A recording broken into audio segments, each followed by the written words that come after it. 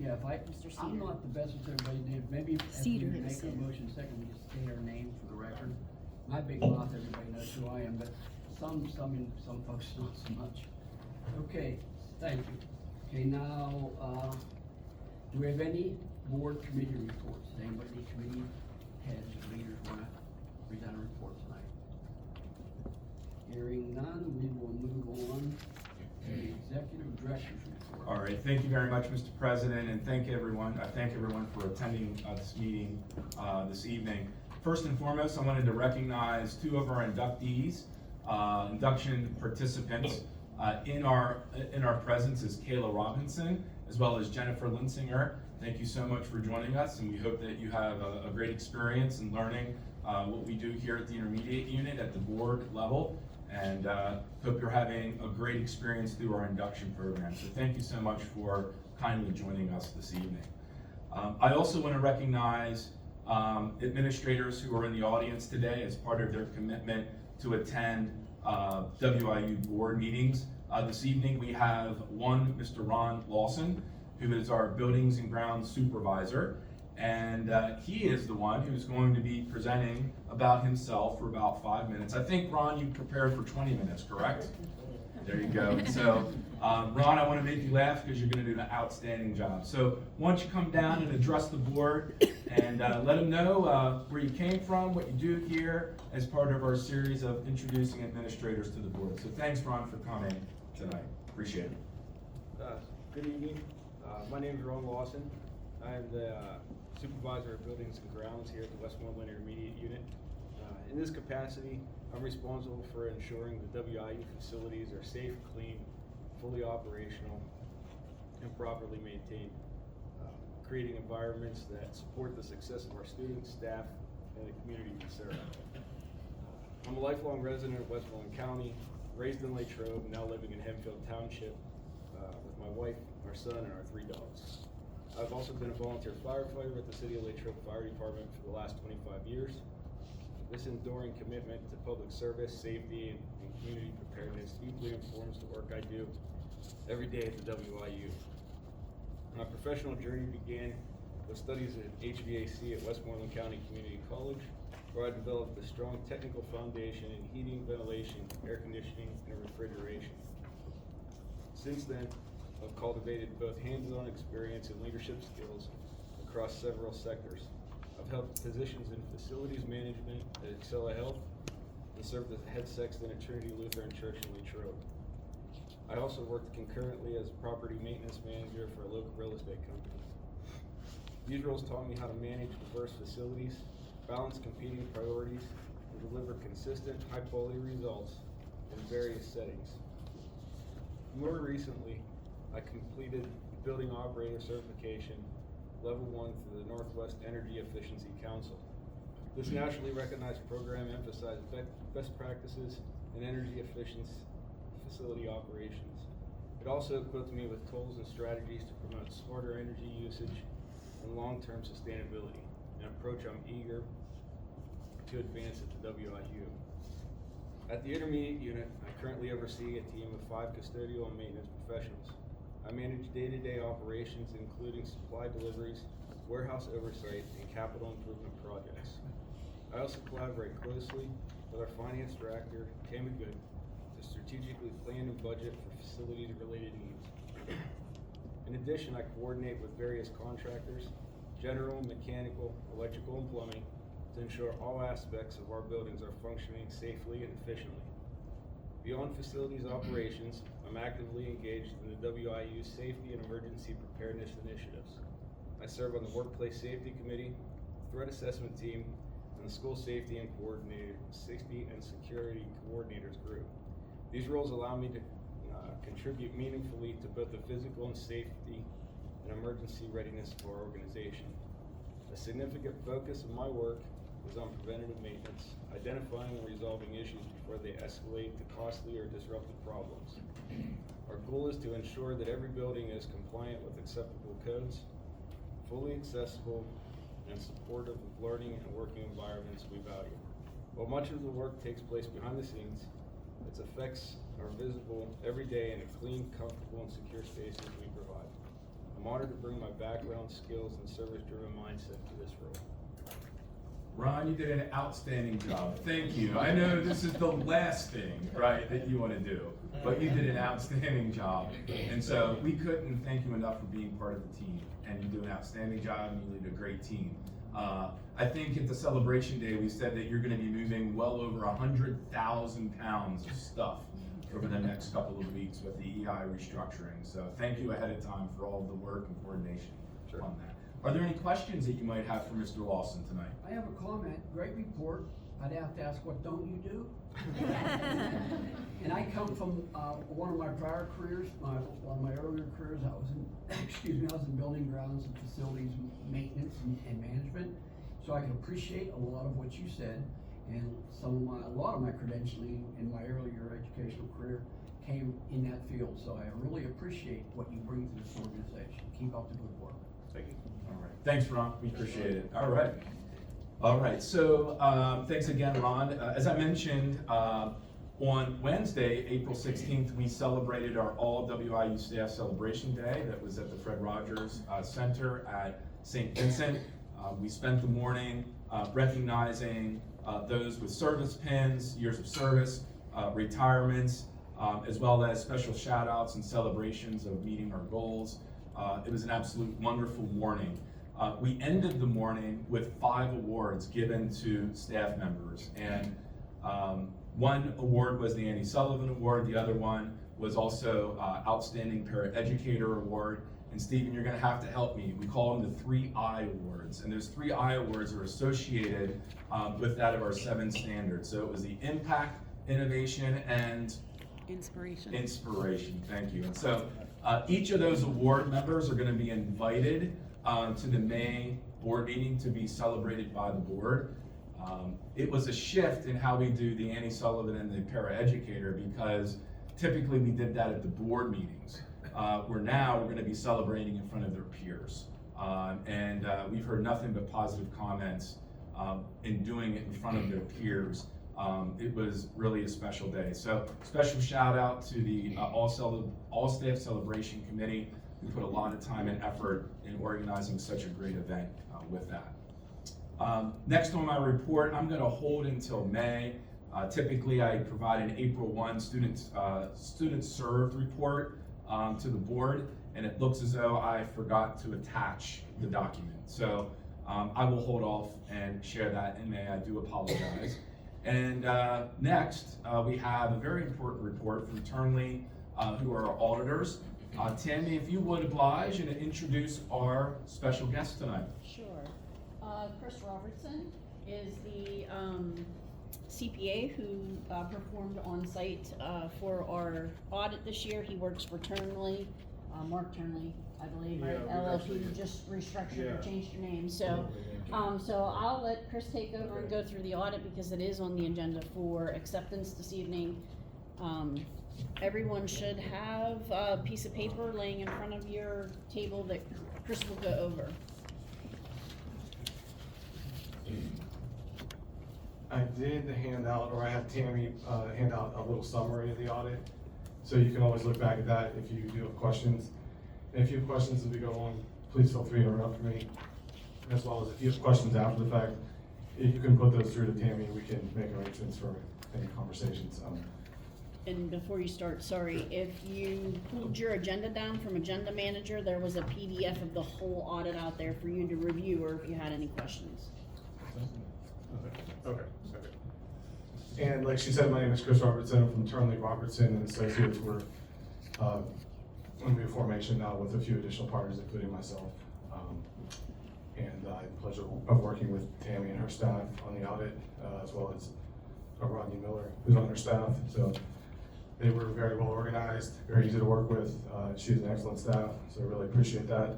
It helps the audit go smoothly. As far as our audit, it did cover the period of the June 30th, 2024 year end. The responsibility, ultimately, the financial statements are with you, the board, as well as the organization. But we do our audit in accordance with the generally accepted accounting principles. We did reach an opinion based on our audit of unmodified opinion on your financial statements. as well as your single audit, which is your compliance audit of federal funds. And for this year, the major program was IDA funding. In the previous year, it was IDA and ESSER funding, but as for this year, it was only IDA. As far as internal controls comments, we didn't have any comments about your controls or processes. Appears to everything running smoothly. We also didn't have any findings related to the compliance audit, which is very important. That could put you in a different audit category. We also had no comments on the regular audit as far as your internal controls. The audit package that we did provide to you has various exhibits, and when you do have the time, you can look over those in more detail. But I did want to give you a quick rundown of, first off, there is Exhibit A, which is your statement of deposition, and this happens to have your, we call them full accrual financial statements. So it takes your budgetary statements, which have your short-term payables, receivables, your expenses and revenues. It adds another layer to those. We add in the fixed assets.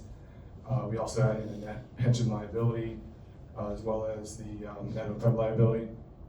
We wanted to point out at the very bottom under net position, under this particular statement, you do have a large deficit, and that's directly related to your net pension liability, which is significant, but it's not a current liability. It's strictly your share of the actuary's estimation of the future liabilities for the Peters pension plan. And that's based on your share of the payroll across the entire state. And Chris, just for our board members who are not typically associated with school districts, or you're new to that, you can't fund it. So it's not like a regular business where they're funding a retirement. You can only pay in the premiums that you're required to by the state. You can't fund that. I just wanted to make that clear because sometimes that's a question. Yeah, and really the only consequence is as your liabilities potentially would go up, your employer contributions would go up. But those have been leveling off over the last few years, and so fortunately, maybe with the new cohort of retirees, that will continue to level off and or perhaps decrease. The next exhibit that you typically see is called the Statement of Changes in Net Position, Exhibit B. And under operating revenues, it's divided between charges for services and your operating grants. So your operating grants are almost evenly divided between local, state, and federal grants. Well, actually, your charges for services are mainly for local. Under your operating expenses, those are comparable to your revenues. You're split between instruction and support services and non-instructional services. There's some general revenues. There was significant investment income this year, which all schools have been reaping the benefits of higher interest rates on your bank accounts. And finally, your change in net position.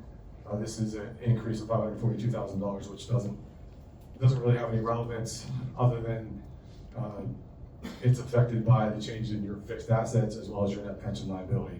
The rest of it you'll see is based on your budgetary accounting, which is held here at the IU. So the next piece of this is probably the most important: governmental funds and fund accounting. So you have your general fund, and you have your special revenue funds, your special education, your transportation, and your early intervention funds. The next bullet point talks about modified accrual basis of accounting. This does focus on the sources, uses, and balances of current financial resources. So that would be anything that's more short-term in nature, including your revenues and expenditures, as well as any payables or receivables that can either be turned into cash shortly after year end or paid out to vendors shortly after year end. Just below, you'll see the reporting examples of the various exhibits that if you do read the package, you'll see those exhibits, and we'll go over those in a little bit of a high level in the next few slides. The general fund, just to give you a little definition of these funds, the general fund has all the administration and activity that's not in the other funds, essentially, other than your fiduciary funds, which I'll explain in a second. So the general fund also absorbs the profit and losses of the IU special revenue funds. Every year, there's typically some contribution from your special ed core funding into the general fund, or it's utilized by the special ed funds. So the general fund was, the contribution this year was less than it was last year for the special ed core funding. The special education fund typically has program losses for different services. This year was fairly similar to last year's speech and vision. The prior year was speech, vision, and hearing. To give you a quick overview of the special education funds, you have the Clariview School, you have your services that you're providing to member districts, as well as mentioning again, it's a zero fund balance for these funds. The general fund does absorb any gains and losses for those funds. The transportation fund, that's providing transportation for special ed funds, special revenue funds, special education funds. There's also the earlier mentioned fund for children that are up to 3 years old. This is the balance sheet for your governmental funds, Exhibit C, and it's just a quick overview of your total assets, which mainly consist of cash and cash equivalents and due from other governments. And as I say, up there, about 50% of your due from other governments is the IDA pass-through funding that was not received as of year end, but was essentially in transit, waiting for the state to pay it.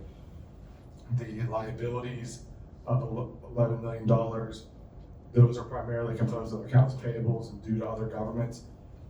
So it's the other side of the coin that you're due those funds from the state, those funds are due to your member constituent schools. And then finally, your fund balance, at the very bottom is $4.5 million, and we'll discuss that more as we go. This is the governmental funds, just a quick analysis of current versus prior year for your balance sheet of your governmental funds. And there was a decrease in total assets of about $800,000. And it's mainly split between a decrease in due from other governments, which we just talked about, and that's partially offset by an increase in cash. The total liabilities decreased similarly, $744,000. You had a decrease in accounts payables due to other governments, and you have decreases in payroll deductions withholdings of approximately $1 million. This is because in the prior year you had 2 quarters of Peachers employer contributions to be made, and there were some issues with submitting those to the state in the 22-23 year. Whereas in this current year, you only had 1 quarter.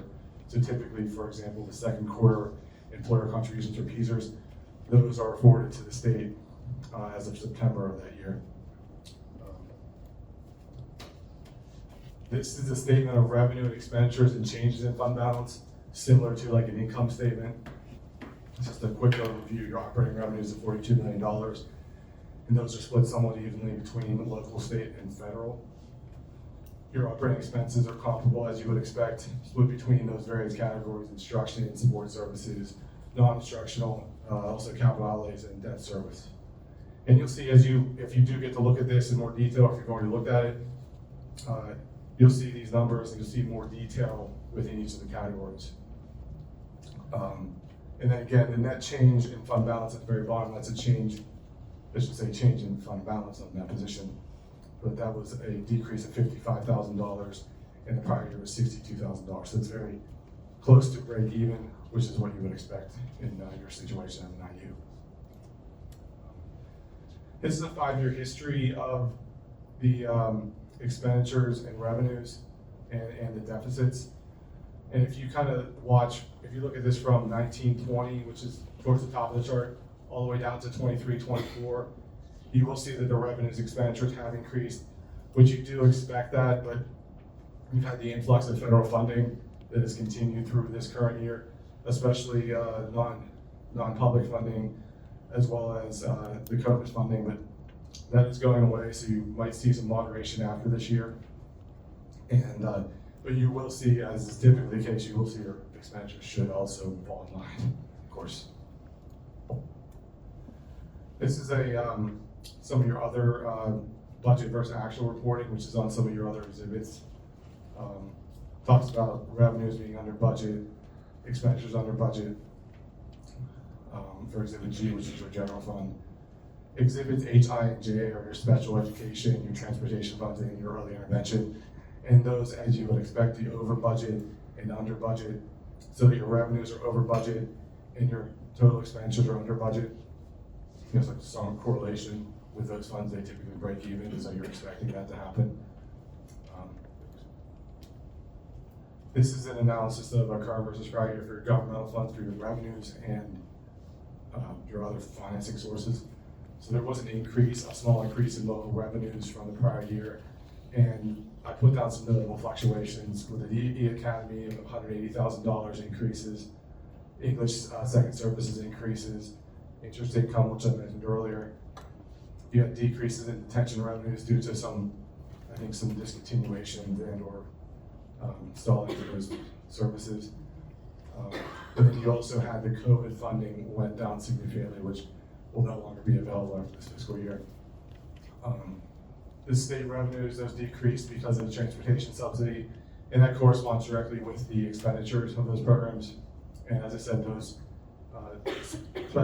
special revenue funds, they will break even, so they'll always be matching the revenues and expenditures.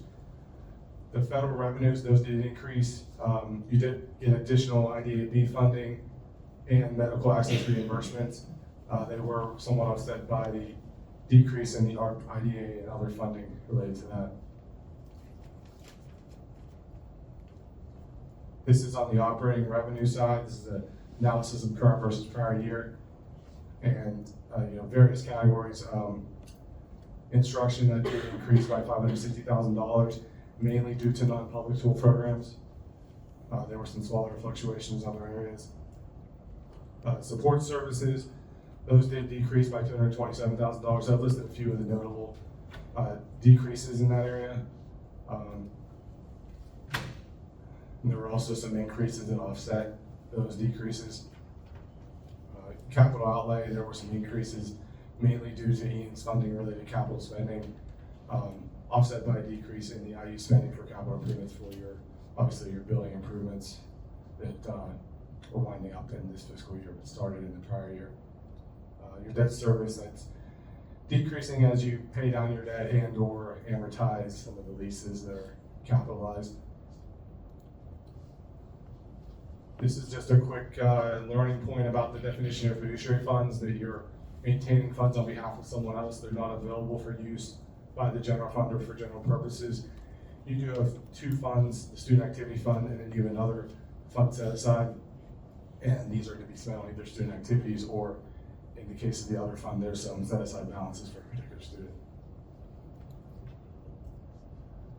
So there's some facts and trends about the fund balance. So your fund balance is not a cash balance, it's equity, so it's assets minus liability. And as we said before, and as you're probably all aware, that IUs don't typically accumulate a large fund balance and or have large increases year over year. You're typically spending what you're receiving, and you're fortunate to try to maintain some funds from year to year. And most of the funding sources you have a strict matching component, including almost all the federal funds. So you do have to prudently plan to use your funds and use them very efficiently. The last point on here talks about unassigned fund balance, so that's been steady in the range of $3 million over the past 5 years. So it's an excellent level to be at. This is a little trend of your fund balance for your governmental funds. And you can tell from the last 5 years, it's been very steady. And you've even grown the unassigned fund balance over the last few years, which means unassigned is you can use them for any purposes, within the scope of your organization. And does anyone have any questions for me about? And Chris, we will upload the PowerPoint, so everyone will have access to it via Agenda Manager. So thank you for providing that for us today. You're welcome. Appreciate it. Thank you for your time. Anyone have any questions or? If you do have any questions, like I said, please feel free to funnel those through Tammy, and she'll get back to me, and we'll certainly have a conversation, longer, shorter, whatever you'd like. It's a little more conducive as opposed to at this meeting, unless you have a shorter question. All right. Well, thank you so much for your time. I know it's been a pleasure working with you and the staff at your firm. So I know our team in the financial services hallway really do enjoy working with you and your team. So thank you for a great partnership. Yeah, thank you. Appreciate it. You're welcome. All right. Thank you so much. All right. Very good. Thank you, sir. All right. Okay, ready? All right. Just a few more things that I want to share here. Next on the executive director's report as you'll see here, is PSBA Board Self-Evaluation Policy 011, Principles for Governance and Leadership. At your tables, you'll see a copy of the policy. And one of the services that PSBA offers is a self-evaluation for boards. And the self-evaluation is based on this policy and the major components from lead responsibly, act ethically, plan thoughtfully, evaluate continuously, so on and so forth, as you can see here in policy 011. And in meeting with Erin Todd at PSBA, she gave me more details about the self-evaluation. It's an online survey that they create individually for the intermediate unit. They create questions that have you respond to these areas of, do we have growth, do we have strengths, and so on. And then what they do is they take all of that information, collate it, and then they create a report for the board. And they will come and present that to the board, I believe in an executive session, I believe. I've got to double check. Carl, would you know if that would be an executive session in which they would provide that feedback? To you? Yes. Yes. All right. So I would highly recommend the organization go through this process. I think it's time for us to take a real deep look at how well we're doing against the principles of leadership that all of us have signed on to do as being either members of the administration as well as members of the board. Like I said, it is part of the membership fee that we will be paying towards PSBA because we also take advantage of their policy support, the administrative regulation support, have access to all of their trainings that they provide, as well as, and something that we definitely need to take a look at, is access to their school safety location in Harrisburg, in which Joe Rice can't talk enough about it and what he's heard about it. So that would be something that is included, in our membership fee. We would have to wait until post July 1 because that's when our new membership year would begin. But I think it would be appropriate, since we don't have a July board meeting, why not spend some time in July doing the evaluation versus coming to a board meeting. So just wanted to share that with you. Mr. Leonard and I have been talking about it, looking into it, and he felt as though it was important that I share it with the full board this evening. Unless we have strong opposition not to evaluate yourselves as a board, I'll take kind of the shakes of the head as, yeah, we're interested in this. Okay? All right, very good.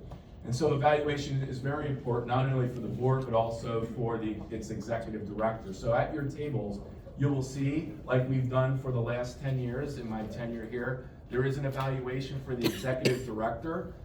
There are 10 different categories in which we ask you to rate me, as well as then provide comments to justify your ratings. And so Christy has put together a great packet, a timeline of when things are due.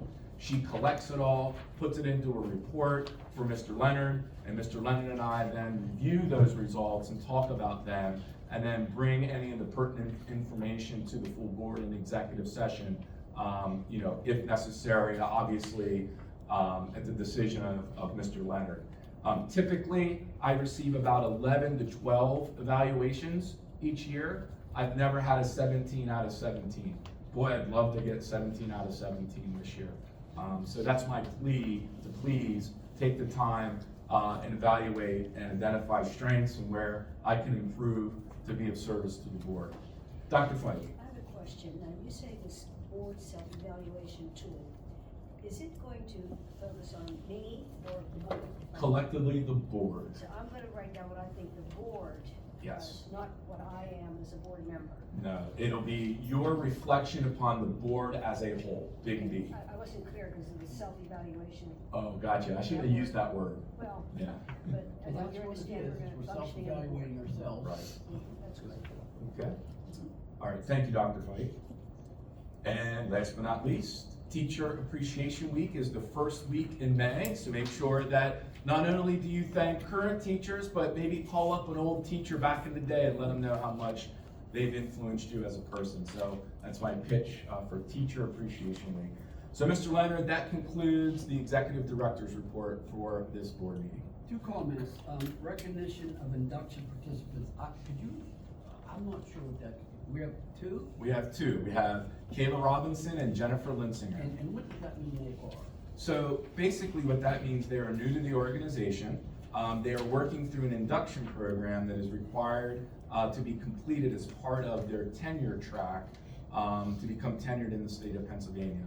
It's a 2-year program, currently led by Dr. Stragan, and it's a program that we are looking to take not only beyond the county, but throughout the state, because there's a lot of interest in our induction program. And we should note that we are the only intermediate unit, the only ESA that we know of, that has our own IRB, which is an institutional review board of action research. And so induction participants either can do an action research project over their 2nd year, or they become trained in letters with that. And so I'm gonna put Kayla and Jennifer on the spot. Are we on our 1st or 2nd year of induction? Please forgive me for not remembering. First, so you don't have to worry yet about, but are you leaning towards action research or the letters side? We're doing letters. We already started. There you go, excellent. And so it's that time of year where those who are doing action research then present to a group of people of what their findings are. There's no one else doing that like we are, and that's thanks in part to Jason and his team for making that happen. So there you go, Mr. President. Thank you very much, Jason, and I would like to thank everybody out there in the audience. Glad to see you all here. You're all important, and we like to see your shining, smiling faces here. And I'll thank every single board member. Every one of you is important. We appreciate you being here, every one of you. Okay, and as far as this PSBA board or self-evaluation, I personally intend to come in here whenever, under the tutelage and guidance. I'm gonna take my evaluation here because I think it's a good thing to do. Thank you, whoever mentioned it. I thank you for doing that. I think it's a good idea, and I will willingly and graciously participate because I think we should. So thank you. Okay, old business, we have none. You guys hear me? Okay,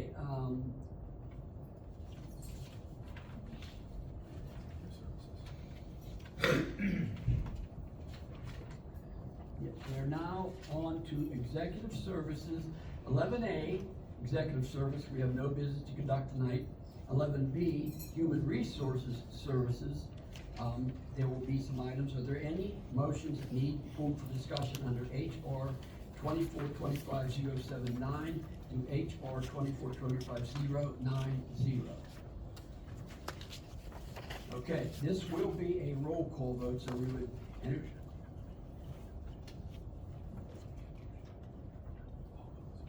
This will be a roll call vote, and I need a motion to approve HR 2425-079 through 090. So moved, Bojella? Second, Fritz. We have a motion by Mr. Bujala and a second by Mrs. Bretz. All in favor, no, roll call vote, please. Ms. Bretz? Yes. Ms. Bisco? Yes. Mr. Bojala? Yes. Mr. DeSera? Yes. Dr. Fike? Yes. Ms. Humberger? Yes. Ms. Rao? Yep. Yes. Mr. Shaw? Yes. Mr. Cedar? Yes. Ms. Shear? Yes. Mr. Toman? Mr. Toman? Toman. He's on. Yes. He's online. He said yes. Sounded like yes. Mr. Vella? Yes. Mr. Leonard? Yes, 13 yes, 0 no's, motion's carried. thank you. We'll now move on to curriculum services. Under this, there's 2425-012 to 015. Are there any motions that need pulled for discussion under here? We would entertain a motion then to approve. Motion, Fritz. Second, Shear. We have a motion second, any questions? All, this is a voice vote, all in favor, aye? Aye. Opposed, nay? Thank you. Motion carries. Now we move on to early childhood services. This will also be a voice vote, and we would entertain a motion to approve 2425-003.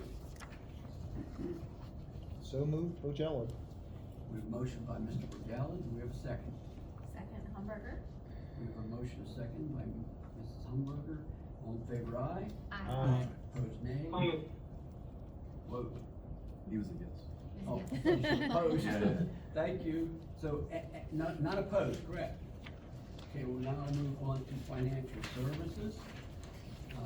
Are there any motion that need pulled under FS 2425-18 to FS 2425-24? Okay, this will be a voice vote. We entertain a motion to approve FS 2425-018 to FS 2425-024. Motion, Bretts. Motion by Mrs. Bretz, Second, Bojella. second by Mr. Magellan. Any questions? Voice vote, all in favor, aye. Aye. Opposed, nay. Motion carries. Thank you. Okay, now we move on to student services. Are there any motions under 2425-043 through 2425-047 that we need pulled for any further discussion? If not, this will be a voice vote. All in favor, aye. Oh, I'm sorry. We need a motion. So moved, Bisco. Okay, we have a motion. Do we have a second? Second, Ralph. We have a motion, a second. Any questions? All in favor, aye. Aye. Opposed, nay. Thank you, motion carries. Okay. Technology and Innovation Services, we have no business to conduct tonight. School Board, this is an information item only. Christie, you wanna make your little discussion point for us? Yes, I just wanted to, and I'm sure you all realize that elections have gone out now to all of the board members in Westmoreland County. The deadline is the first Monday in June, so please encourage all of your board members to vote. We are starting to get them back, the ballots back, so I appreciate your endeavors in helping encourage your board members. Okay, thank you, and I would encourage every one of you guys to be asked to participate, so we'd be right on board. Thank you. Okay, we will now make a motion to approve SB 2425-053. So moved, Bojella. We have a motion, it's gonna be a voice vote, we have a motion, we have a second. Second, Bisco. Get that, Christie? All in favor, aye. Aye. Opposed, nay. The motion carries. Okay, now we next move, this will be a roll call vote, our next one. It's SB 2425-054, information only item, elections. Yeah, that's discussed, so we are, gonna take a motion for 2425-054. Motion, Bretts. We have a motion, Second, Ralph. we have a motion, second, this is a roll call vote, Madam Secretary. Ms. Bisco, Yes. Mr. Bojalad, Yes. Mr. DeSaroff, Yes. Dr. Fike, Yes. Ms. Humberger, Yes. Ms. Rao, Yes. Mr. Shaw, Yes. Mr. Cedar, Yes. Ms. Shearer, Yes. Mr. Toman, Yes. Mr. Vella, Yes. Mr. Leonard, Yes. Ms. Bretz, Yes. 13 yes, 0 no, motion carried.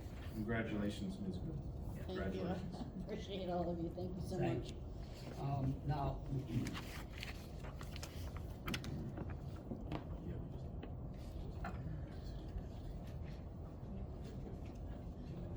just a quick comment, that is pending solicitor review, but it's approved pending our solicitor review. Okay, next we have PSBA policy network updates, policy first readings. board policy administration regulation, board policy guidelines, first Can't reading. hear ya, Don't hear anything. can't hear ya. Okay, Thank you. we're going over PSBA policy news network updates with attachments, policy, first readings, board policy administrative regulations, and board operation guidelines, first readings. You have any comments, Dr. Conway, or anything we need? No, there were no items in those particular, items. Okay, that was my notation. Okay, now, board operation guideline, second readings. That's SB 2425-050. This will be a roll call vote. Does anybody want to make any comments on this? So nothing's changed on this from last month? As of this morning, we had received nothing, but No, it's the exact same wording, except for the, minor revision that was asked for, I believe, last meeting. So that would be incorporated. Do you recall what that was? Given it was a second reading, I didn't think it changed, so I still have a copy of Let me it. just make sure. Is it in red or anything? So, Stephen, if you could just bring it up real quick, and I may be remiss in thinking of a prior, recommended revision to this, but I think it was around, number 5. So Stephen, if you can get to number 5, once you, there you go. Members must submit recommended revisions to a policy in writing to the executive director exclusively no later than 5 working days before the immediate succeeding board meeting to follow the first reading. Untimely submissions and verbal remarks will not be accepted. And I think here's where we wanted to make sure everybody was agreeable to, in that the executive director will collect and organize the written submissions of recommended revisions to a policy. Each recommended revision submitted by a board member will be voted upon by the entire board. You know, any board approved revision, except for minor editorial revisions, shall cause that policy to be represented to the board as a first new reading, triggering the review process to be repeated. A policy will move the second read phase after the policy does not have any board approved revisions as the first reading during the board meeting. So I believe that captured the discussions that we've had over several months. So forgive me if I was remiss in thinking that there was another revision to that. okay, we have a motion on the floor. Is any further questions that anybody has regarding this issue? Or comments? Well, all the same concerns are still on the table, in that we're not deliberating, right? If we can't, there doesn't seem to be an option to deliberate. We shouldn't be deliberating over email anyway. So, and that word exclusively that's bolded, I'm assuming means if we send a comment, we're not to copy the board, but it goes exclusively to Dr. Conway, is that correct? Yeah, it would come to me, and then I would add it to a list of recommended revisions that would be voted upon by the full board at the next meeting.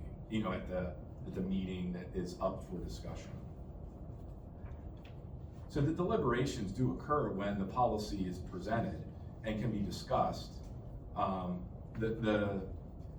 The comments or the discussion is not silent according to this policy. Things can be discussed in the open, in the sunshine, about any policy that you would want.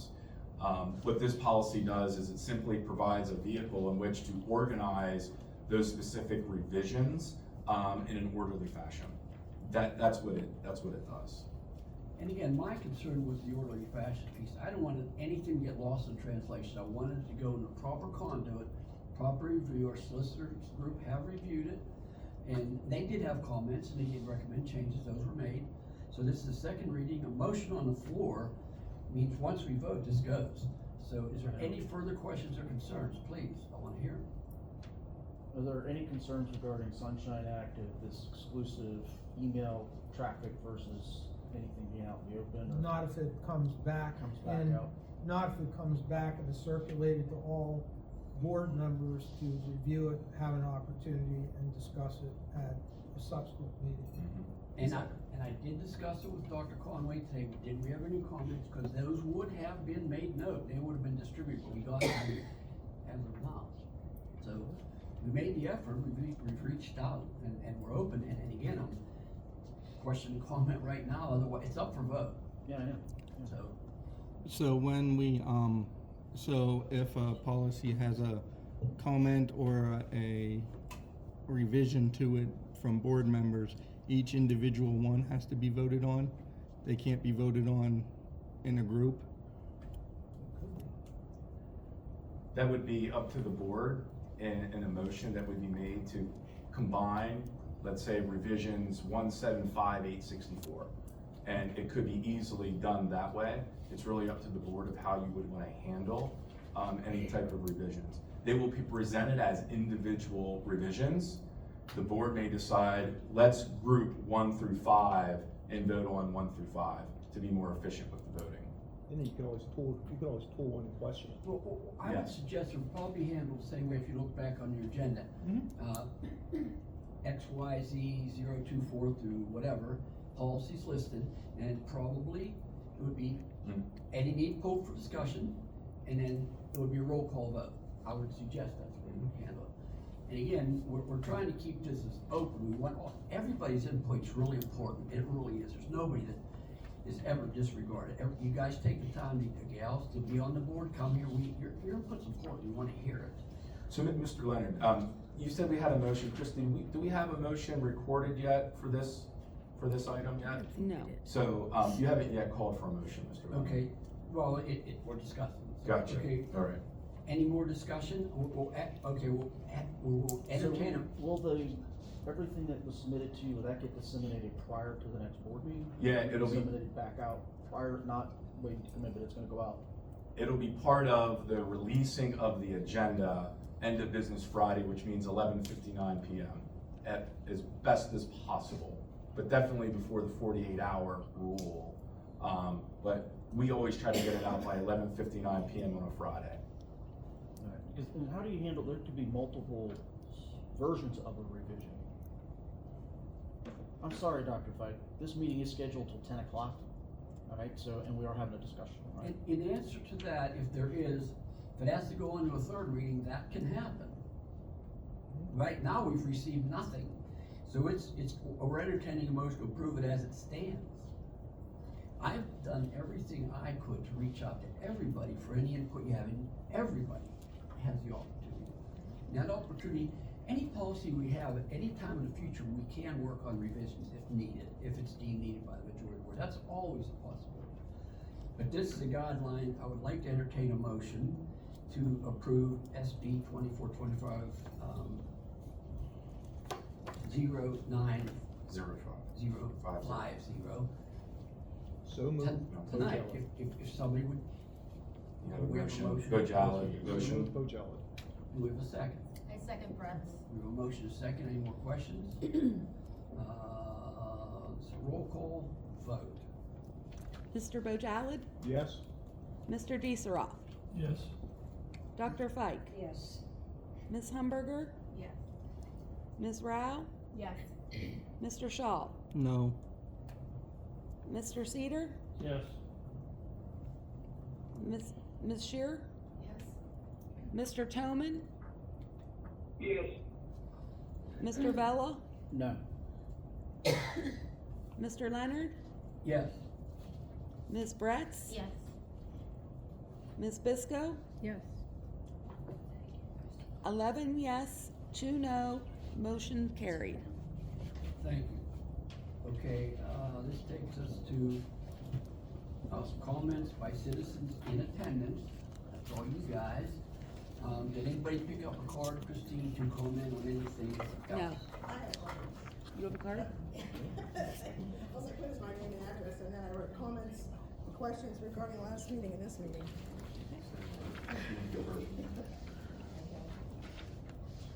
And would you like to have a mic, please? So, we'd like to have you have a Everybody mic. hear me? Not really. I'd love, yeah, let's have a mic. Yeah.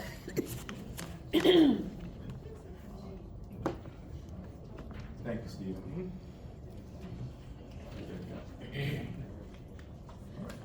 Thank you. Is it Joellen Bruno? Yes, All Joellen right. Bruno. Thank you. I'm new coming to these meetings, so please bear with me because I don't understand a lot of this stuff and I'm trying to. so I have some questions about that. First of all, where does the public find the agenda stuff and all the things that you guys are talking about, all these copies of things? Like, where do we get that? Like, where do we find this stuff? Because we have these cards that we have to fill out when we come in, if we have any questions about the agenda. But I only get the agenda right now. So how can I have any questions prepared when I don't really know what it's about and I don't have all this information? So how do we get information? How's the public get information? Did you want to share what other questions you might have? Sure. Okay. The other thing I don't understand, when it comes to policy, I don't understand why there isn't like an open discussion and a verbal conversation among the members of the board and the public prior to a vote. And it's talking about all these revisions and stuff that we wrote. I don't know how we are part of that when we don't really know what you guys are saying because we don't have that information. Like the last meeting, you spent about a half an hour deliberating on whether to deliberate, when to me you could have just had the deliberation. Like I didn't really understand that, why you just didn't have the deliberation that somebody requested. Okay, gotta hustle on.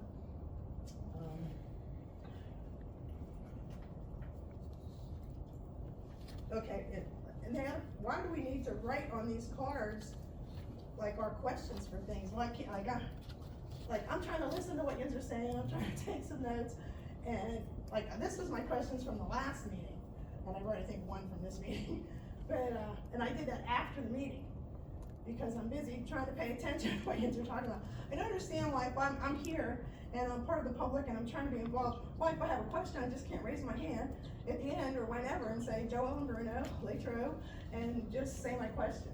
Like why do I have to write everything out? Which I apologize that I did not do that tonight. I just wrote something very general. Okay. The other question is this recorded? And does the public have any way of knowing what happens at these meetings for knowledge and transparency? That was another question. And this was just a comment that I know last time there was an issue about somebody being absent, and I just thought if somebody's absent, when you do the roll call and they're not there, someone can just say that they were, that it was okay for them to be absent, that they notified and it was approved, and then nobody would have a problem. It just seemed like an easy way to problem solve that to me. Let's see. That's everything. So if I may, Mr. President. So, Mrs. Bruno, thank you so much for I'm not a coming. Mrs., I'm a Ms. Just A saying Ms. that. I That's apologize. Okay. That's okay. I apologize I'm for married, that. but I cover maiden name. So, Ms. Bruno, so first, thank you for being here tonight. We really do appreciate you wanting to learn more about what the intermediate unit does and how we operate. One of the things about public comment sections, it is not meant to be a question and answer period. It is for individuals to make comments about something that they care about, okay?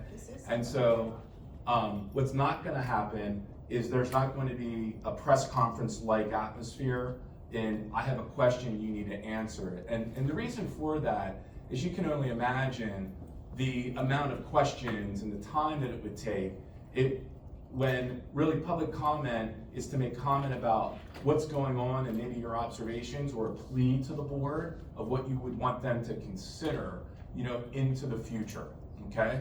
So just know that ahead of time that that's how public comment operates within Robert's rules.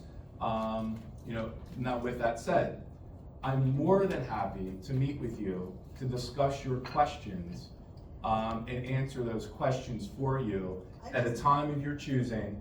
And my business card is here for you to pick up for us to have a discussion, about the questions that you But I'm have. at a public meeting, right? This is a public meeting, I have a public question, I don't understand why you can't answer it in public. Well, again, I mean, I know I got other meetings, and it's like at the school board meeting, we're allowed to ask questions, and then they answer us right there. well, So I don't again, understand why we can't. what I'll say is that the spirit of public comment is for people to make comments, not ask questions, and expect the board board members to answer those questions right on the spot. I appreciate your interest in the intermediate unit, and I will meet with you whenever you would like to, given our schedules match, to answer those questions for you. The public is here to observe the business of the board, and the board has much business to conduct, as you can see, from month to month to month to month, including that of policy. And it is the board's job to set policy and to deliberate and review it, all right? In no way has any policy been barred from having public discussion and everyone having input around this table on policy. I've never, excuse me, I'm gonna have the floor, and public comment is 3 minutes. And so you've had your 3 minutes, and I'm now making a comment, to kind of respond to some of the issues that you brought to the board's attention. So in no way has board policy been skirted in terms of opportunities to discuss, what your interest, what the board is interested in terms of where do we go, from here. In the 10 years I've been the executive director, we've had more policy discussion in the last 4 months than we had over the last 10 years. I'm not saying that's good. I'm not saying that's bad. But what we're trying to do is streamline policy review and make sure that we get involved with that. Also, to the point of transparency, we follow the letter of the law when it comes to the Sunshine Act.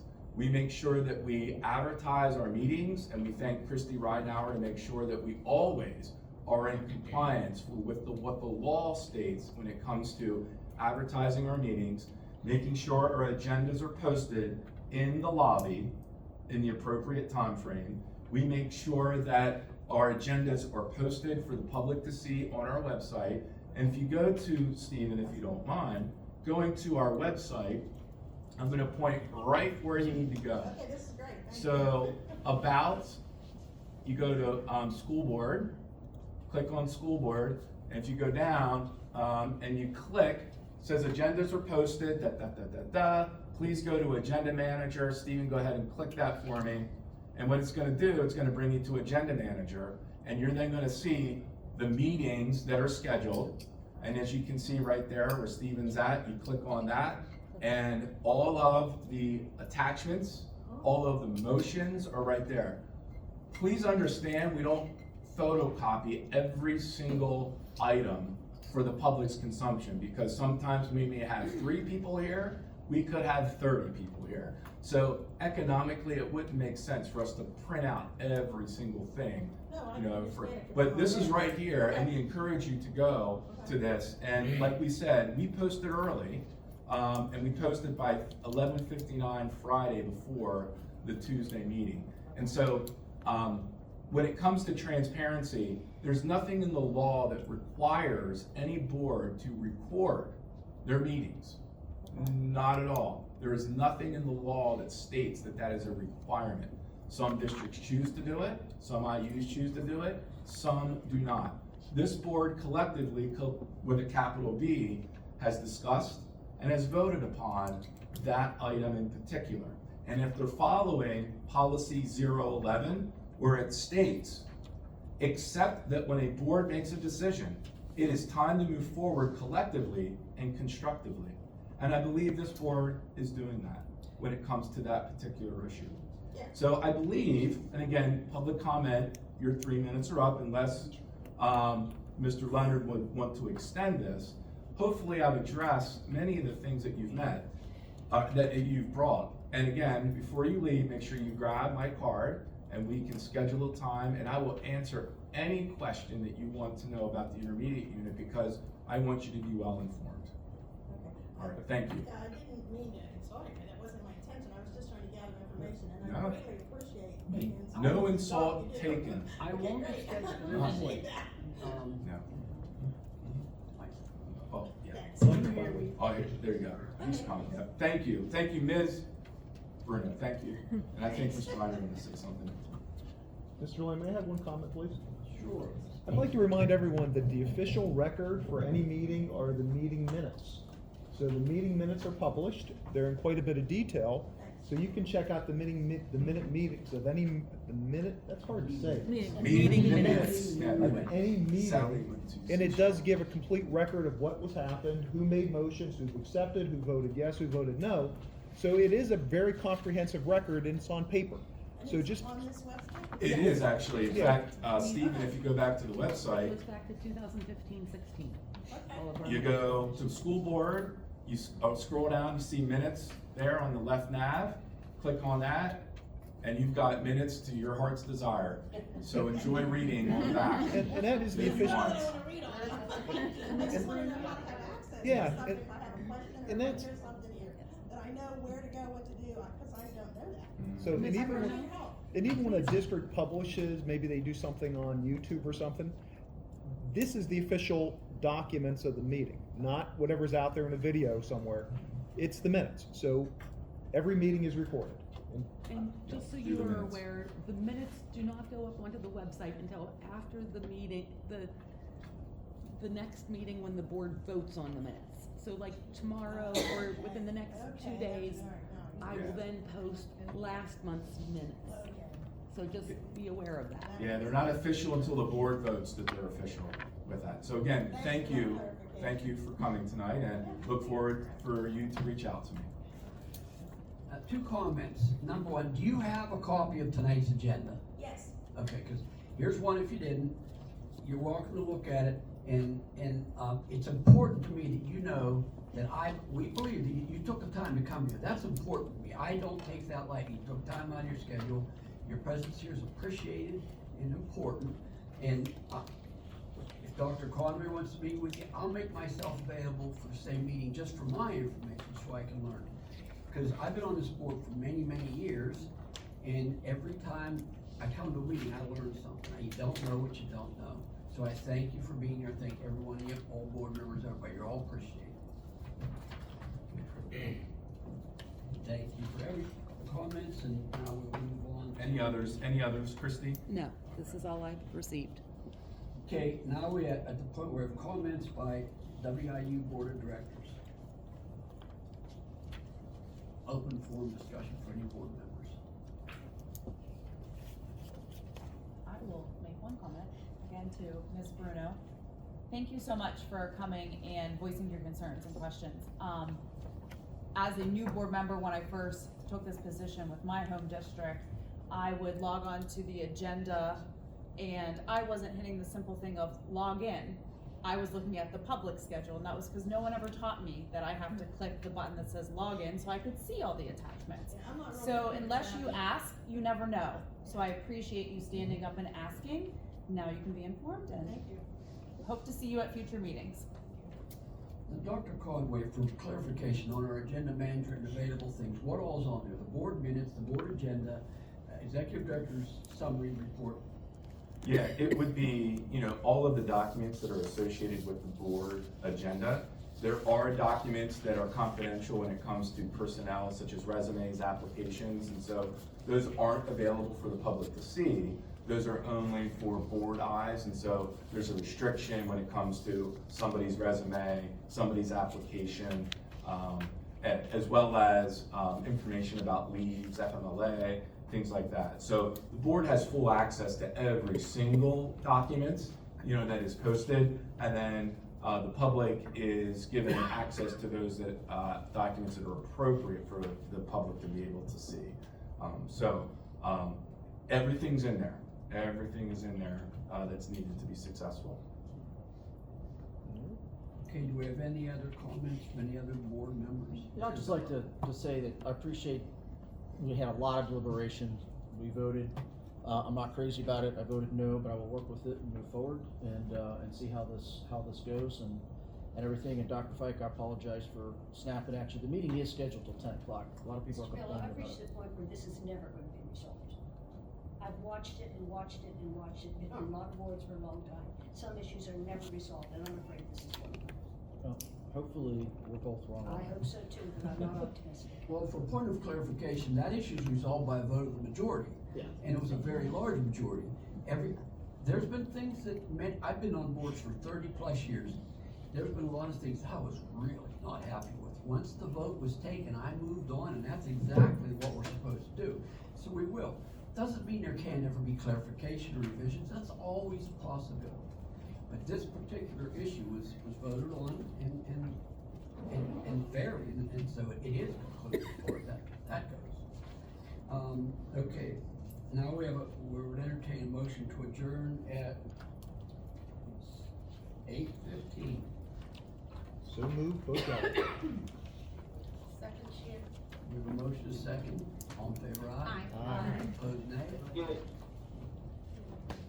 By the way, the gentleman on remote there, he did go through the proper procedures and he is credited for attendance at this meeting. It was done in a timely fashion. Good evening, everyone.